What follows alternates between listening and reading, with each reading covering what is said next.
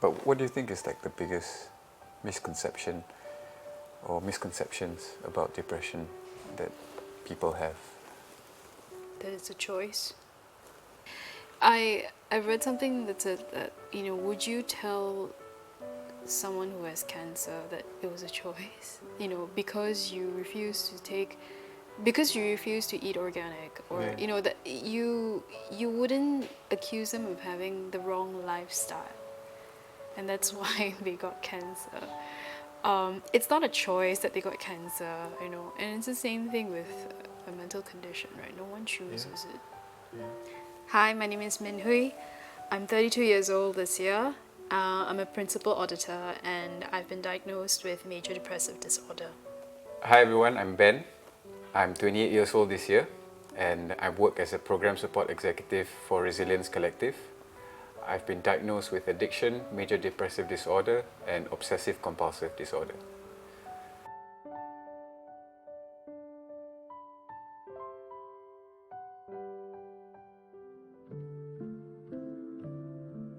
So Min Hui, when was the first time you realized that your mental health condition was bothering you? Sometime in 2018. At the time, I was not eating or sleeping for quite some time. I think almost a month. Wow. I was not eating very well. I was not sleeping very well. I had crying spells. I was not in a very good space because all of that, they led to a suicide attempt. So that was when I knew that something had to be done.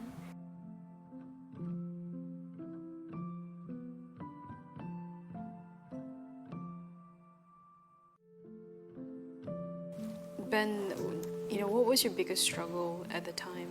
When I was still in school, I was in poly, and so just trying to balance school and trying to stop using and having all these thoughts and intrusive thoughts and depressed moods come about was very challenging. And at that time also, I think my family didn't know the full extent of my addiction, and I didn't know how to tell them also. Yeah, I got detained at that time, and it was a big struggle for not just me but also for my family. What about yourself, anyway? Like, for you, like, what was the biggest challenge at that time?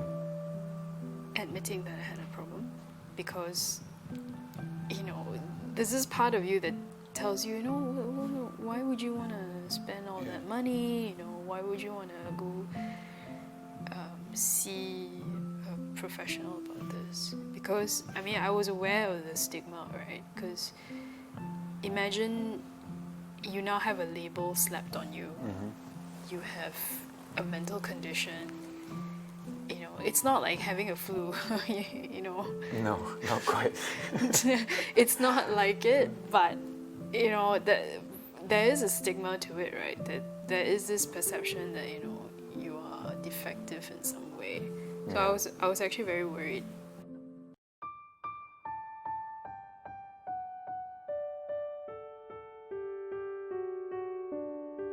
The one thing that I did learn from this experience is that, I'm actually a lot stronger than I thought. Really discovering who I really am. So I think that, again, it's not to encourage people to, to resort to having a mental condition for you to realize that, who you are. Really, it could be something that's lying dormant. And all it takes is just for you to sort of believe in yourself and to, ask yourself that if today were your last day on earth, what would you regret, not doing, right?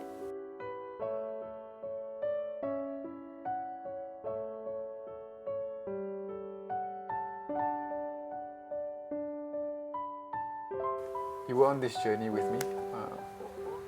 What are you sort of expecting, or what are you hoping that will come out from this exhibition? I think You know, one of the things that I do hope from this exhibition is for people to, you know, to normalize the discussion about mental health. That's the first thing.